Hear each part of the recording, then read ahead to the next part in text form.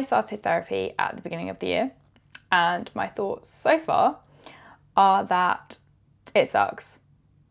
It's awful. I rate it 0 out of 10. Do not recommend. Or at least a few weeks ago, that's how I felt. The first few months that I've been going to therapy, it's been fairly easy. Easy breezy, talking about nice surface level stuff, touching on the things but not really deep diving into them. And then I had a few sessions where I spoke about the future, and I would leave each session feeling really happy and really hopeful and really excited. And I said to my friends, I don't think I'm doing this right. I'm not sure this is what I'm supposed to feel, having just started therapy for the first time. I was warned that I would be really sad and upset, and it would be really painful, and I'd have to dig through the weeds, and then I'd eventually come out the other side. And up until a few weeks ago, I thought maybe I just skipped the hard part. Maybe I got all the good stuff out of therapy and didn't get any of the sadness or the tears or the emotions. And then we started deep diving. It was a conscious decision to say, I want to talk about these subjects. And I think it was really important that I did that. I realised, it was a quote I heard on another podcast actually, that it was something along the lines of, the things we do not, or the things we cannot speak about are the things we're not healed from. And the quote resonated with me so much. I actually stopped what I was doing. I was in the middle of cooking dinner and I stopped cooking, paused the podcast I was watching, rewound it, and then re-listened to that piece. Then had to explain to my housemate why dinner was slightly later than planned that evening. But I realised that as much as I was going to therapy each week and I was talking each week, there were subjects that I wasn't talking about. And really they were the things that I needed to speak about the most. So the following week, armed with all of this information, I went into my therapist and said, right, I heard this quote, it stuck with me. These are the things that I think I should talk about. And then, what do you know? I had a really rough few weeks. I think I cried every day for just over 2 weeks. For no big reason, nothing in particular, but all of my emotions were very much at the surface. And I realised for the first time in a very long time, I was feeling my feelings. And that sucks. Feels rubbish. Feels terrible. Feels like the tears will never stop falling, that feeling will never go away. But it did eventually, because I continued to talk to my therapist. I continued to feel my feelings, and I still do feel my feelings.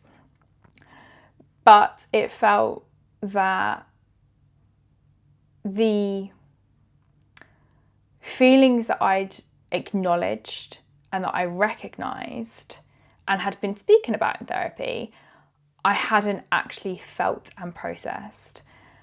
And that's what's been really, really rough. I knew it was coming. I was warned. I was told. For some reason, I thought maybe I would be the exception to the rule because it was going so well. And now, although it's hard, and although the emotions are still quite close to the surface, and I'm still a lot more tearful than I have been for a long time, I am actually feeling my feelings. And that goes for all of the positive emotions, all of the emotions we would say were negative, the happiness, the sadness, the anger, everything in between. And I think that is really important, because if I feel really deeply sad about something, I can also feel joy and happiness and gratitude in equal measures. When I am very sad, I don't look at it and think to myself, I wish I didn't feel like this. I wish I didn't have the capacity to have this emotion. I think to myself, I mean, I do wish I didn't feel like this. I wish that this feeling, this heaviness in my chest would go away. But I also recognise that actually I can feel this. I am feeling the emotion. I'm not numb. I look back, there are a couple of years that I look back on where I think I was numb to everything. Numb to sadness and grief.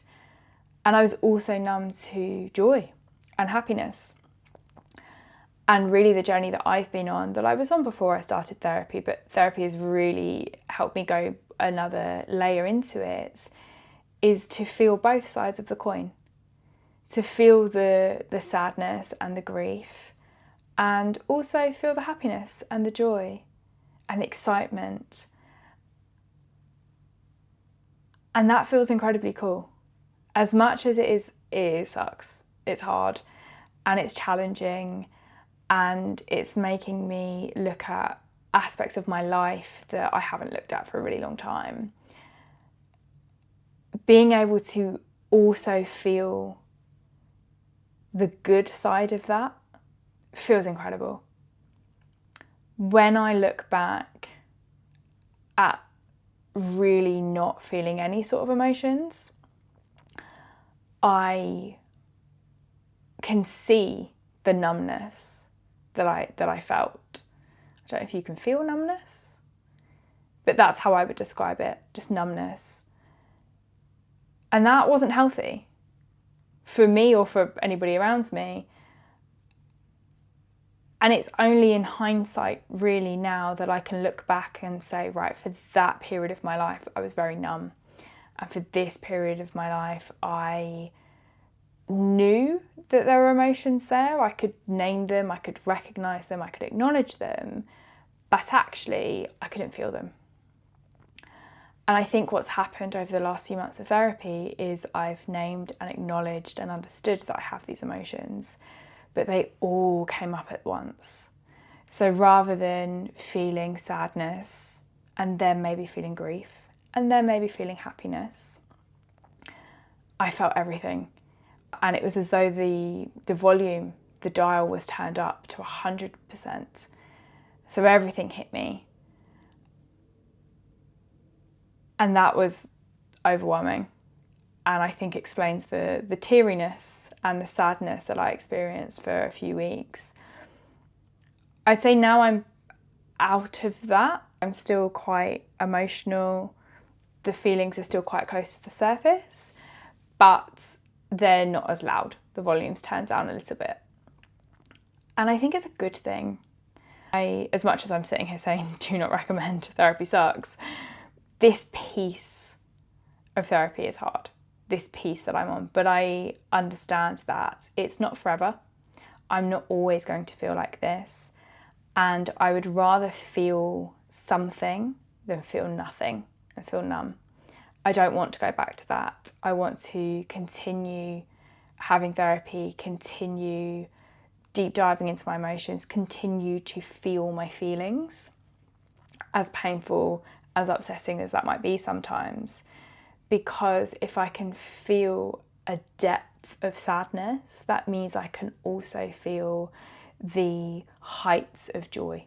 One of the reasons for starting therapy for me was to be able to confidently say that I have healed, or I am healing, at the very least, my inner child before I bring a child into the world. Not everybody's in a position that they can do that. I am. So I want to be able to at least try. The fertility journey that I am on is probably not different to a lot of people, right? I'm in my mid-30s. I know I want to have children, so I am freezing my eggs next year. Starting therapy at the same time that I've really made that decision and fully committed to that decision has been really helpful. I don't think as much as in myself I knew this was the decision I was making, doing therapy alongside that, while I'm also doing other things to make myself as healthy as possible ahead of the egg freezing, means that I'm approaching this in a holistic way. So I'm able to look at my physical health, my mental health, my spiritual health, and say I'm doing everything. If I did all of those things, if I was going to the gym and I was doing my red light therapy and I was going to bed on time and I was eating really well and I was taking my supplements, but I wasn't going to therapy, it would feel like a really big puzzle piece was missing. And it would feel as though I wasn't doing everything that was within my power and within my control to do. I don't think by going to therapy, it's going to make me more fertile. I'm very aware that there's not a direct link and a direct correlation. But what it will do and what it is doing is calming my mind, helping me understand and draw a line between things I've experienced and things that have happened and how I am now as an adult, how I approach and how I see the world around me. That, I think, is going to be really helpful when I become a parent, because I will understand all of the things that I have that mean that I see the world a certain way or react a certain way or don't react a certain way. And I think all of those tidbits of information, all of those nuggets are hopefully going to make me a better parent than I would have been had I not had that information. For me, it's all about informed decisions. So I did endless research on IVF, egg freezing, sperm donation, becoming a solo parent, not becoming a solo parent, having children, not having children. I read as many papers and medical journals that I could get my hands on towards the back end of last year and the very beginning of this year. And I'd already made my decision. Before I read any piece of paper, before I picked up a piece of paper, I knew that I was going to become a parent. I didn't know how, I didn't know exactly what the circumstances would be, but I knew that I was going to become a mum. Having read every piece of medical data I could get my hands on, the conclusion I came to was freezing my eggs now gives me a little bit more time to decide what I want to do next. It takes that time pressure away, not completely, but a little bit, because the age I am when I freeze my eggs will stay the same age. So even if I choose to have a baby in 5 years' time, my eggs will still be in their mid-30s. The decision itself, it didn't feel difficult. It didn't feel hard. It didn't even feel like a decision, really. I knew in myself what I was going to do, but I needed the evidence, the stats, the science to feel like I was making an informed decision to hopefully back up what I felt in my gut. Had I read the data and the science and it was the complete opposite of what I was feeling in my gut, I think I would have been absolutely devastated and would have really questioned what was the right thing to do, what option should I go with. But luckily for me, what I want for my future aligned.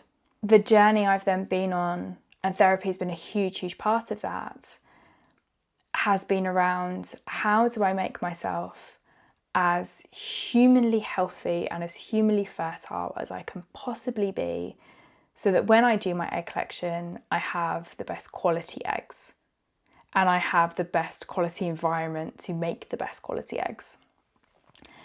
And I could have just done one or two things, but I don't have that personality type. I am all in anything I do. It doesn't really matter what it is. So my approach to this isn't really any different. I have read as much research as I can possibly get my hands on. First, it was about IVF in general, then it was about having a baby solo, sperm donation, and then as I've lent more towards egg collection, I've looked at, okay, all of the data that talks about egg quality, egg quantity, how that's impacted by age, number one, and then how it's impacted by everything else. So genetics, lifestyle factors. I have looked at what I can control and what I can't control. I can't control my age. I am just aging alongside everybody else. I can control, within reason, the environmental factors around me, my nutrition, my health, physical, mental, spiritual. So I've taken an approach of everything I can possibly do. I wrote them all down in a long list and then worked out what influence I have.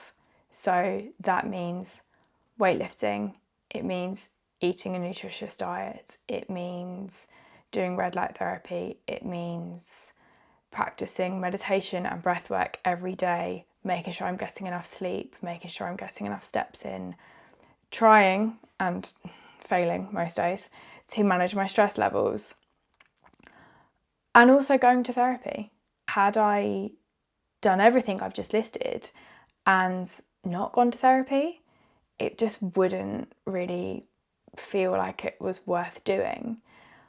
I want to be able to go into my egg collection knowing that every single thing I have influence over, I am doing, and I've tried. If I went to my egg collection and I didn't get the results that I wanted to, and I didn't do everything that was within my power in order to influence those results, I would be genuinely devastated, because it's a very invasive procedure, it's not easy, it's expensive, and it would feel like a wasted opportunity. Whereas if I do everything that's within my power, everything that's within my control, in order to improve my chances of having the best egg quality and being as fertile as I can be, and then I go into my egg collection and I don't get the results that I want or that I'm hoping for, I will be devastated, don't get me wrong, but I will know that it's not anything that has been or has not been influenced by me. I will know that it is not because I haven't taken this seriously and I haven't done everything within my power. That acceptance is different, I think, for me. The acceptance of this hasn't worked out how I wanted it to because of something that's outside of my control, I think I'll be okay with. I will be devastated, but I will be okay with it. I'll be able to come to terms with that, versus I didn't do everything in my control and I didn't get the results I wanted. That acceptance and that ability to make peace with myself, I think I would struggle with more. So on one hand, everything that I'm doing, the huge lifestyle shifts I've had over the last few months, is because I want to be as fertile as possible and as healthy as possible. But also it's because I know that the path to accepting the outcome will be significantly easier if I do everything I can, or I do everything within my control, versus not doing everything in my control and really struggling. Given that I am 5-6-ish months into therapy now, I'm hoping that it will get easier, and I'm hoping that it will become a little bit more of a smoother process. There are parts of therapy that I think are fantastic and I really see the value in. There are parts of therapy that I think, I have to go back and talk about this thing again. And I think it's like anything, when you are in the middle of something, it's really hard to see the big picture. But I trust the process. I'm enjoying the process as much as it's painful and as much as I've been teary and as much as some days it does suck. Overall, I like being able to express my feelings. I like the feeling that I feel, knowing that I'm feeling my feelings and I'm not numb anymore. That revelation and that mind shift has been huge for me. And the way that it has enhanced and enriched the relationships I have around me has been huge. And that wasn't something that I saw coming or really thought about. But the depth of conversations that I now have with my loved ones is so much better than it was before therapy. And I think part of that is because I'm now feeling my feelings. And the other part of that is because the communication skills that I'm learning in therapy have massively helped. It also helps, I find, by starting the conversation about how I feel. It means that somebody else, if they want to say something, or they're maybe thinking about feeling a certain way and they weren't sure, maybe they didn't know whether it was a safe space, by putting my feeling out there, it opens that door for somebody else, and they can choose to have that conversation or not have the conversation about how they feel. But I like that what I'm learning, I'm able to implement with the people around me and give them an opportunity and a safe space, because maybe they're in therapy and maybe they're not. Maybe they're ready to go to therapy and maybe they're not. I wasn't ready to go to therapy for a really long time. I was numb and not feeling my feelings on one hand, and also in the depth of emotion in the other hand. I wanted to feel emotionally stable before I stepped into therapy, because as much as I thought I'd escaped this, I did know it was coming. These feelings of deep sadness and teariness. I hope that by having conversations with the people around me about how I'm feeling and what I've learned in therapy, whether they're ready to go to therapy or not, or whether they think it's the right thing for them or not, outside of that therapy space, they feel they have a safe space and they feel that they can express their emotions and talk about what they're going through in their experiences with somebody who can relate, or maybe can't relate at all, but just feels like a safe space.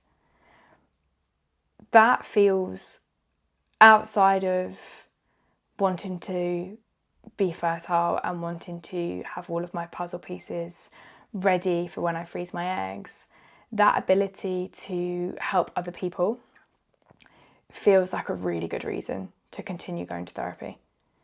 Because as much as it's helping me, the benefits that I'm seeing with the people around me are tenfold.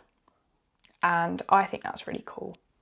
I'm making an informed decision to heal my inner child, or at least attempt to heal my inner child, before I then have a child of my own.